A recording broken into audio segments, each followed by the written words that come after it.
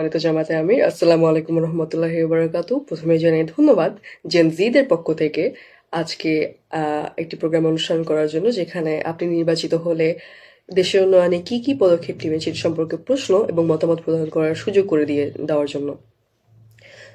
প্রথমেই আমি জানতে চাই, আপনাদেরকে যেহেতু ধর্মতান্ত্রিক পলিটিক্যাল পার্টি হিসেবে মেনে নেওয়া হয় এবং সেটি ভুল ভাঙানোর জন্য আপনারা বিভিন্ন পদক্ষেপ নিয়েছেন, তার মধ্যে কিছু হচ্ছে মেয়েদের ব্রেস্ট ক্যান্সার ক্যাম্পেইন এবং তাদের ওয়ার্কিং আওয়ার্স কমিয়ে দেওয়া। এখন ওয়ার্কিং আওয়ার্স কমিয়ে দেওয়ার ক্ষেত্রে আপনি বলেছেন এক্সট্রা সময়টুকু যেটি তারা বাসায় কাটাবে সেটির জন্য আপনি ভর্তুকি অর্থাৎ সরকার থেকে টাকা দিয়ে দেওয়া হবে, যেগুলো সকল মানুষ অর্থাৎ ট্যাক্স পেয়ার্সরা দিচ্ছে। এখন প্রশ্ন হচ্ছে কি, আপনি মনে করেন ট্যাক্স পেয়ার্সদের টাকা ভর্তুকিতে না গিয়ে দেশের অন্যান্য যে প্রয়োজনীয় উন্নয়নগুলো রয়েছে সেখানে যাওয়াটা বেশি জরুরি? এবং এর পরের প্রশ্নটি হলো যে বাংলাদেশের 17 থেকে 29% নারী প্যাডস ব্যবহার করে থাকে, অর্থাৎ স্যানিটারি ন্যাপকিন ব্যবহার করে থাকে। বেশিরভাগ মানুষ এটি সম্পর্কে জানেই না, ব্যবহার করতে চায় না, ফলে তাদের ইনফেকশন এবং বিভিন্ন ধরনের রোগ হয়ে থাকে। এখন প্যাডসের মধ্যে একটি ফ্যালেট নামক ব্লিচ যেটি সুগন্ধির জন্য ব্যবহার করা হয় এবং ক্লোরিন ব্যবহার করা হয়। ফ্যালেট ব্লিচ মেয়েদের ডায়াবেটিস, ইনফার্টিলিটি এবং মানসিক সমস্যা থেকে শুরু করে বিভিন্ন সমস্যা, ক্যান্সার পর্যন্ত ঘটাতে পারে।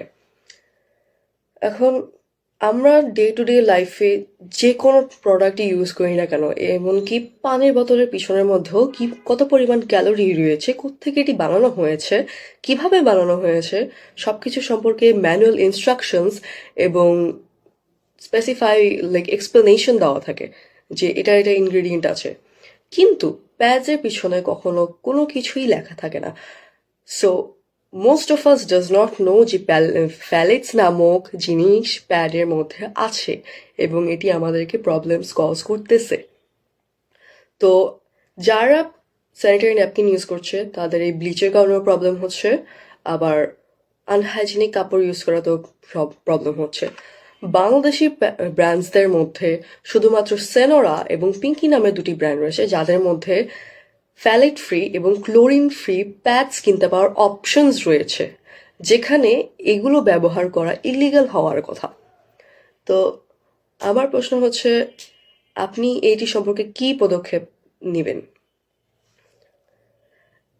এরপরের প্রশ্নটি হলো যে বেশিরভাগ পাবলিক ওয়াশরুমে বা হোটেলে আমরা টিস্যু পেপার, হ্যান্ড সোপ এগুলা ফ্রিতে পেয়ে থাকি। হোটেলে গেলে এর থেকেও বেশি জিনিস পাওয়া যায়, যেমন shampoo and other stuffs, sanitary stuffs, hygiene products পাওয়া যায়। এখন কথা হচ্ছে, আমাদের নারীদের প্যাড ব্যবহার করা লাগে। খারাপ হলেও, ক্লোরিন থাকলেও, ফ্যালিট থাকলেও এটি আমাদের ব্যবহার করার প্রয়োজন হয়। তো আমরা চাই টিস্যু পেপার এবং সাবানের মতো প্যাডও হচ্ছে এভাবে যাতে ফ্রি ওয়াশরুমে পাওয়া যায়। কারণ কি, আমাদেরকে বলতে পারেন যে প্যাড একটা ক্যারি করলেই তো পারি, সেভাবে চিন্তা করলে আমি একটা সাবান এবং টিস্যু পেপারও ক্যারি করতে পারি। It's not about that, it's about accessibility. So pads আমরা যাতে রেস্টরুমে, পাবলিক রেস্টরুমে ফ্রিতে পাই, সেটির জন্য কি আপনি কোনো উদ্যোগ নেবেন? সেটা হচ্ছে আমার প্রশ্ন। এরপরের প্রশ্নটি হলো, বাংলাদেশের ইউনিভার্সিটি লেভেলে অর্থাৎ অনার্স ডিগ্রি লেভেলে কিছু কিছু বিষয়বস্তু বাংলাদেশে শেখানো হয় না, যেমন automobile engineering, graphics designing, art, music এবং হোটেল ম্যানেজমেন্ট ইত্যাদি ইত্যাদি বিষয়, এক্সপেরিমেন্টাল বিষয়বস্তু বাংলাদেশের অনার্স বা মাস্টার্স ডিগ্রিতে নেই। ডিপ্লোমা করতে পাওয়া যায়, কোর্স করতে পাওয়া যায়, কিন্তু এইসব বিষয়বস্তু পড়তে স্টুডেন্টসরা ঠিকই বিদেশে যাচ্ছে। তো আপনার কি মনে হয় এগুলো ইউনিভার্সিটিতে ডিগ্রি প্রদান করার জন্য কোনো উদ্যোগ নেওয়া উচিত? এরপরের প্রশ্ন হলো, আমাদের ডে টু ডে লাইফে বাংলাদেশে চলার জন্য কিছু আইন মেনে চলতে হয় এবং সবারই জানতে হয়। বিশেষ করে ছোটদের থেকে এসএসসি বা ইন্টার লেভেলের বাচ্চাদেরকে এক্সপেক্ট করা হয় যে তারা দেশের আইন এবং নিয়ম অনুযায়ী চলাফেরা করুক, কিন্তু আমাদেরকে দেশের আইন বা নিয়ম কোনো কিছু শেখানো হয় না।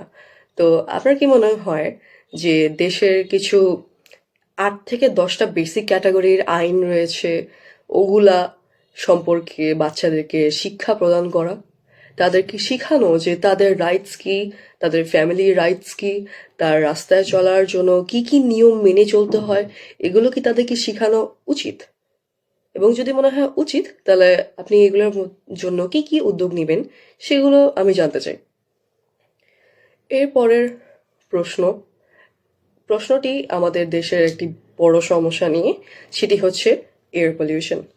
এয়ার পলিউশন বাংলাদেশের সব থেকে বড় একটি প্রবলেম। কেন?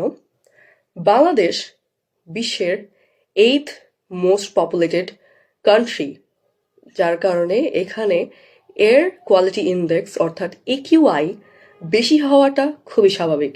কিন্তু AQI PM2.5 অর্থাৎ প্রতি 2.5 মাইক্রোমিটারে কি পরিমাণ পার্টিকেল অবস্থিত, সেভাবে কাউন্ট করার পরে দেখা গিয়েছে 2019 সালে বাংলাদেশে 83.3 পার্টিকেলস পাওয়া যায় পার 2.5 মাইক্রোমিটারে,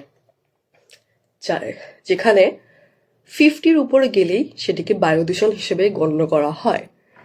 সেখানে এটি 83.3-তে চলে গিয়েছিল 2019 সালে।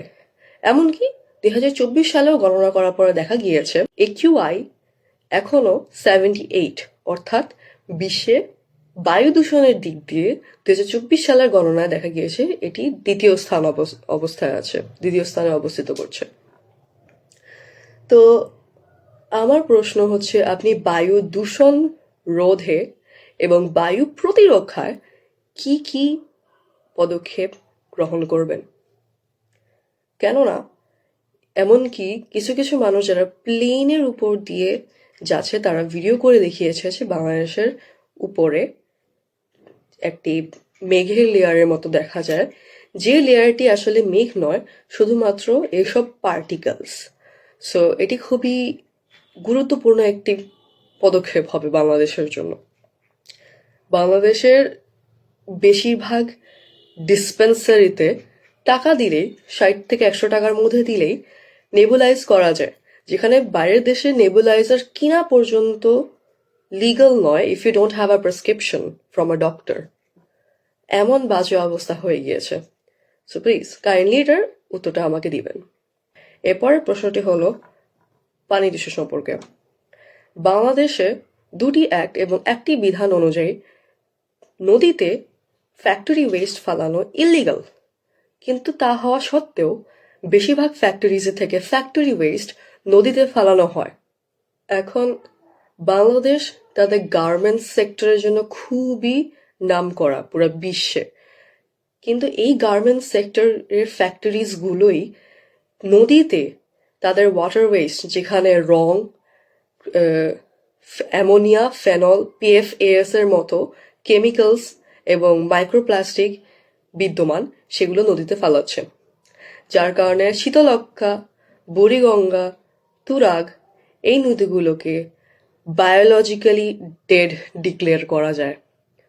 তো এই ফ্যাক্টরিজগুলোতে এই ওয়াটার ওয়েস্ট ওয়াটার যেটাই বলা হোক, এটি যদি ফালানোর আগে পরিশোধন করে নেওয়া হয়, যাতে ভালোভাবে দেখে নেওয়া হয় যে নদী দূষণ করবে কিনা, এবং এটির আইন যদি আরো কড়া করা হয়, তাহলে দেশ এর পানি পরিশোধন করা সম্ভব। তো আমার প্রশ্ন হচ্ছে, আপনি কি ফ্যাক্টরিজগুলোতে নিয়ম আরো কড়া করবেন এবং নদীর পানিগুলোকে আবার দূষণমুক্ত করার জন্য যে সকল ফিজিক্যাল, কেমিক্যাল এবং বায়োলজিক্যাল থেরাপি দেওয়ার প্রয়োজন হয়, সেইগুলো কি প্রণয়ন করবেন? এই ছিল আমার প্রশ্নসমূহ। ধন্যবাদ।